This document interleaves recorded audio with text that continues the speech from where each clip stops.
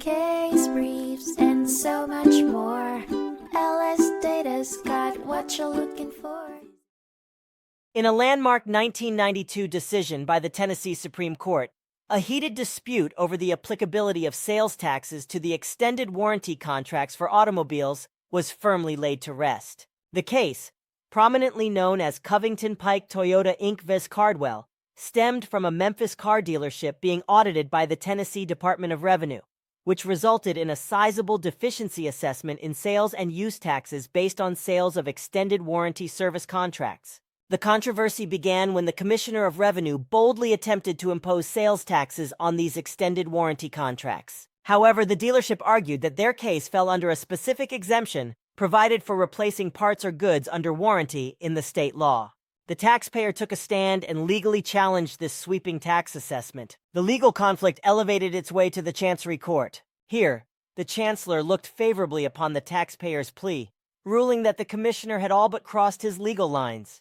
According to the esteemed Chancellor, the Commissioner had overstepped his bounds by unjustly categorizing warranty contracts as a taxable repair service, as opposed to their legitimate exemption under state law. Undeterred, the Commissioner continued to push his stance by appealing the Chancellor's decision. Yet the upper court echoed the same sentiment as the lower court, standing by the Chancellor's ruling, thereby further strengthening the taxpayer's win. The court's majority opinion was clear. The warranty contracts were indeed exempt from sales tax according to 10. Code Ann. Section 67(6), 324. The court quashed the previous attempt to categorize warranty contracts under repair services in Department of Revenue Rule May 1, 1320.54(2), therefore rendering the rule invalid and overreaching in its authority. The case finally closed with the court affirming the Chancellor's decision, thereby siding with the taxpayer and putting an end to the Commissioner's zealous pursuits. The case was subsequently returned to the Chancery Court, leaving it to decide on the costs, attorney's fees, and litigation expenses under 10.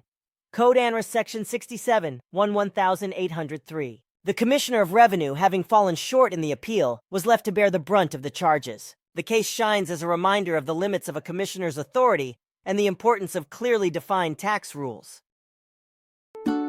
Case briefs, and so much more.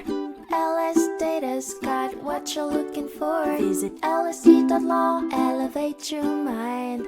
Leave the stress of class.